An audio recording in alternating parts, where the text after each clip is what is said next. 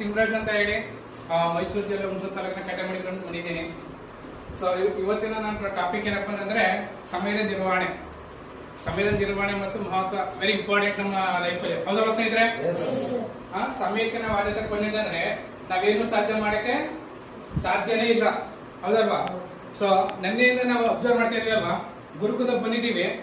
So ನಮ್ಮ ಸದಸ್ಯರು ಏನು ಯಾವ ಟೈಮ್ಗೆ ಏನೇನು ಟಾಪಿಕ್ ಬರಬೇಕು ಆ ಟಾಪಿಕ್ ಆ ಟೈಮ್ಗೆ ಕರೆಕ್ಟಾಗಿ ಪಿಕಪ್ ಮಾಡ್ತಾ ಇದಾರೆ. ಹೌದಲ್ವಾ?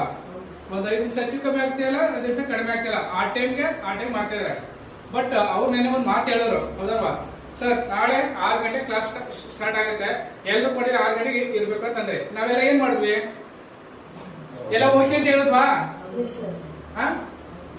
ಮೇಡಮ್ ಎಲ್ಲ ಓಕೆ ಅಂತ ಏನಿಲ್ಲ ಮೇಡಮ್, ಎಲ್ಲ ಏನಿಲ್ಲ. ಕೆಲವ್ರು ಮಾತ್ರ ಬರ್ತೀನಿ ಅಂತ ಕೈ ಇದ್ರು, ಕೆಲವರು ಸರ್ ನಾನು 7 ಗಂಟೆಗೆ ಬರ್ತೀನಿ ಅಂತಂದ್ರು, ನಾನು ಹೊರಗಡೆ ಹೋಗ್ಬೇಕು ಅಂತ ಹೇಳಿದ್ರು. ಹೌದಲ್ವಾ?